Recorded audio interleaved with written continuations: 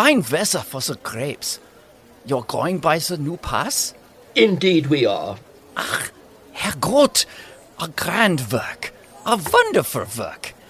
And all begun and completed in less than 3 years. You see it today for the first time? Good. You have probably been over the Tete Noir. No? Over the Splugen? Good, good. The new pass is very like the Splugen. It has a gallery tunneled in the solid rock, just like the gallery on the Via Mala, with this difference, that the gallery in the new pass is much longer, and lighted by loopholes at regular intervals. You will be pleased to observe the view looking both up and down the pass before entering the mouth of the tunnel. There is not a finer view in all of Switzerland. It must be a great advantage to the people hereabouts, having so good a road carried from valley to valley. Oh, it is a fine thing for us, mein Herr, and a fine thing for all this part of the canton. It will bring visitors, floods of visitors. By the way, mein Herren must not omit to look out for the waterfall above the gallery. Holy Saint Nicholas, the way in which that waterfall has been arranged. Arranged? Diavolo! Do you arrange the waterfalls in your country? It was the Herr Becker, the eminent engineer, who planned the new pass. The waterfall, you see, mein Herren, could not be suffered to follow its old course down the face of the rock through which the gallery is tunneled, or it would have flowed in at the loopholes and flooded the road. What, therefore, did Herr Becker do? He permits the fall to come down its old way, but instead of letting it wash over the outside of the gallery, he pierces the rock vertically behind the tunnel, constructs an artificial conduit in the heart of the rock, and brings the fall out below the gallery, just where the cliff overhangs the valley. Now what do the English herons say to that? That it must certainly be a clever piece of engineering. And that having rested long enough, we will push on and see it.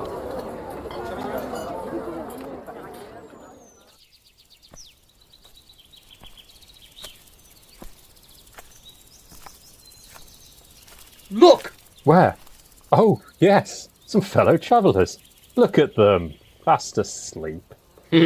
All the best rocks have been taken for shade, and those knapsacks make mighty fine pillows. And if you look up ahead, behold the famous gallery. My host was right. It is something like the Splugen. But where is the waterfall? Well, it's not much of a waterfall. I can just see it. A tiny thread of mist wavering down the cliff a long way on, beyond the mouth of the tunnel. Aye, I see it now, a sort of inferior Stauberg. Heavens, what power the sun has up here. Mr. Kaufmann? Ja, mein Herr? At what time did you say we should get to Schwarzenfelden? Ja, towards the 7th hour, not before then. And it is now nearly 4. 3 hours more. Say 3.5. Well, that will be a pretty good first day's pedestrianizing, heat and all considered.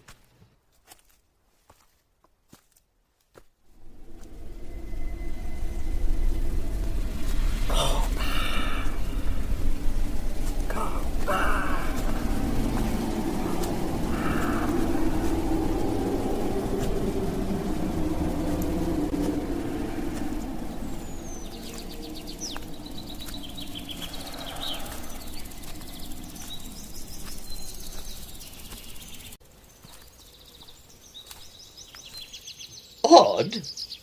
How did he get there? How did who get there? Why, that fellow yonder. Did you see where he came from? What fellow, my dear boy? I see no one but ourselves. Good heavens!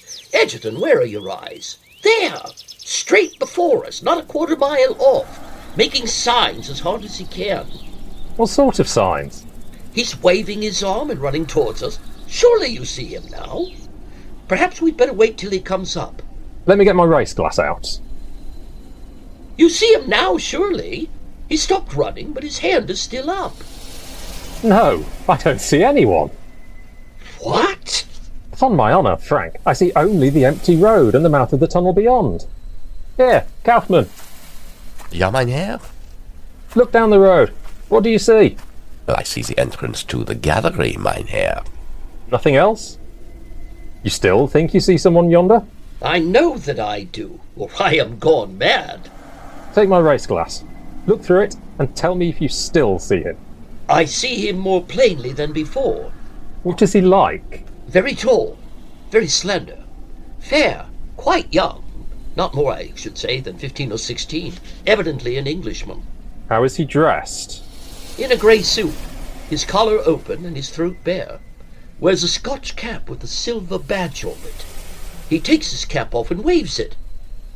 He has a whitish scar on his right temple. I can see the motion of his lips. He seems to say, "Go back, go back." Look for yourself. You must see him. No, it's of no use. Go on looking. What more, for God's sake? Gracious heavens, he's gone. Gone? Aye, gone. Gone as suddenly as he came. Gone as though he had never been. I cannot believe it. Ein Adler! Ein Adler! Frank, you described my brother Lawrence. Age, height, dress, everything. Even to the Scotch cap he always wore, and the silver badge my Uncle Horace gave him on his birthday. He got that scar in a cricket match at Harrogate. Your brother Lawrence? Why you should be the one permitted to see him is strange. Very strange. I wish... But, there. Perhaps I should not have believed my own eyes. I must believe yours.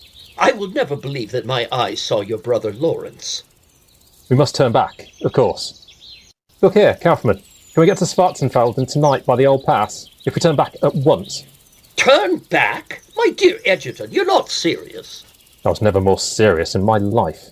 If meine Herren wish to take the old pass, we cannot get to Schwarzenfelden before midnight. We already have come 7 miles out of the way, and the old pass is 12 miles farther round. 12 and 14 are 26. We cannot add 26 miles to our original 30. It's out of the question. Meine Herren can sleep at the chalet where we halted. True. I'd not thought of that. We can sleep at the chalet and go on as soon as it is day.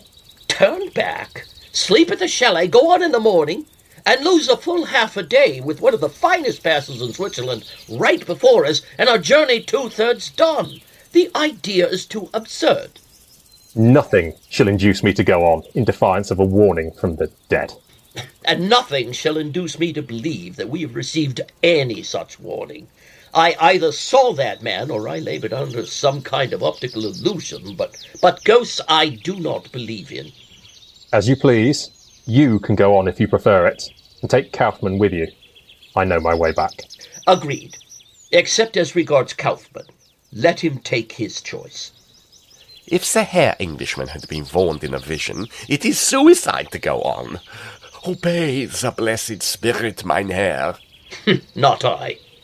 God grant you may come to no harm, dear old fellow. I don't feel like harm, I assure you. I stood still and watched them till they were out of sight. At the turn of the road they paused and looked back. When Egerton Wolfe waved his hand for the last time and finally disappeared, I could not repress a sudden thrill. He looked so like the figure of my illusion. For that it was an illusion, I did not doubt for a moment. I had talked with more than one eminent physician on this very subject, and I remember that each had spoken of cases within his own experience. But as for ghosts, how could any sane man, above all, such a man as Egerton Wolfe, believe in ghosts? Reasoning thus and smiling to myself, I tightened the shoulder straps of my knapsack, took a pull of my wine flask, and set off towards the tunnel.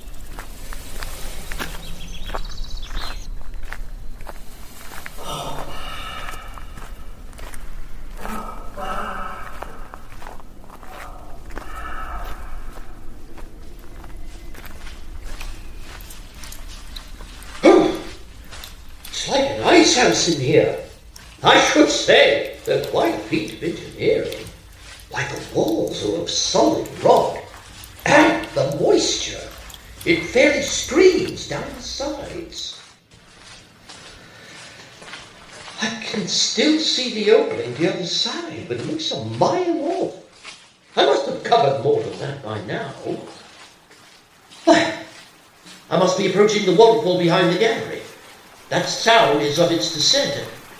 My good gracious, the road is covered in water. Must be an inch deep. I do feel this much praised Herr Becker should at least have made his tunnel watertight. Clearly it leaks somewhere, and that it should have been suffered to go on leaking to the discomfort of travellers is simply intolerable. An inch of what? An inch, did I say? Gracious heavens! It's closing over my boots. It had become a rushing torrent. Never while I live shall I forget the agony of those next few seconds. The icy numbness seizing my limbs, the water rising, eddying, clamouring, pursuing me, passing me, the rush with which it leapt out into the sunlight like a living thing, and dashed to the edge of the precipice.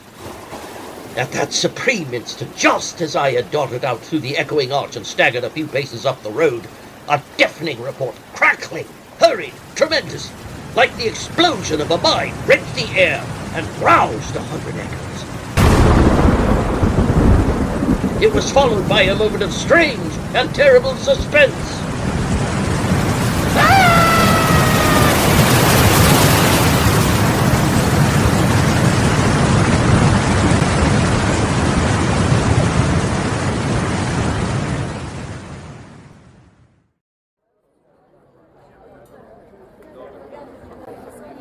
They have excellent fish here, too. Mountain fish, forelle.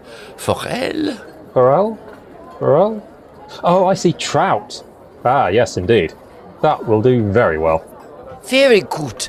And perhaps with an omelette? Why, yes. I think that sounds... I hope you're ordering enough for 3. Why, Frank! Great heavens, man, you're soaking wet. What happened? Herr Becker's wretched engineering happened, is what? There has been an accident? Yes, your blessed tunnel has a leak. The whole thing exploded as I was walking through it.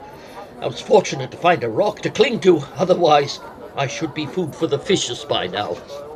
Gott in Himmel! By all that's wondrous. The Swiss press rang with my escape for the next 9 days after the event. The Herr Becker was literally censured for his defective engineering, and Egerton Wolfe believed emphatically that his brother Lawrence had come back from the dead to save us from utter destruction. No longer satisfied with the idea that I had seen only a hallucination, I began to study the subject of such phenomena, and researched every account I could find. He who pauses before he pronounces is condemned as a trifler. He who believes is a dreamer or a fool. I, sir, paused, investigated, believed, and was not ashamed to state my convictions to the world. It is evident that certain events which, if they really happen as described, can only be considered paranormal. There are accounts of persons foreseeing events for which they had no cause to expect and could not possibly have foreseen from any data available to them. There are many accounts. There are many accounts of a sane waking person experiencing the apparition of a deceased friend or relative who seeks to give a warning or prediction. I myself have had one such experience. I, too, was branded as a visionary, held up to ridicule by my contemporaries, and hooted from that field of science in which I had laboured with honour during all the best years of my life. These things happened just 23 years ago. Since then, I have lived as you see me living now, and the world has forgotten me as I have forgotten the world. You have my history. It is a very sad one.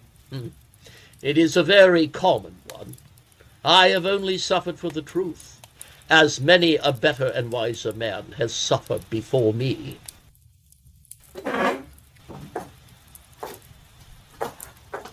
It has ceased snowing. Cease? Yeah.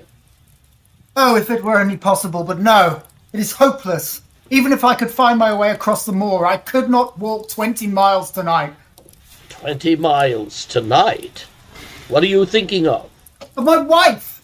Of my wife, who doesn't know that I have lost my way, and who is at this moment breaking her heart with suspense and terror. Where is she? At Dwalding. Ah, at Dwalding, yes. The distance, it is true, is 20 miles, but are you so very anxious to save the next 6 or 8 hours? So very, very anxious that I would give 10 guineas at this moment for a guide and a horse. Your wish can be gratified at a less costly rate. The night mail from the north, which changes horses at Dwalding, passes within 5 miles of this spot, and will be due at a certain crossroad in about an hour and a quarter. If Jacob were to go with you across the moor and put you on the old coach road, you could find your way, I suppose, to where it joins the new one. Easily. Gladly.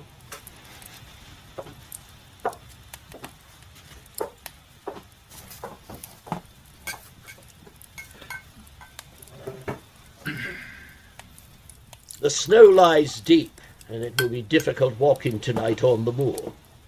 A glass of whiskey before you start. It's strong, but it will help keep out the cold.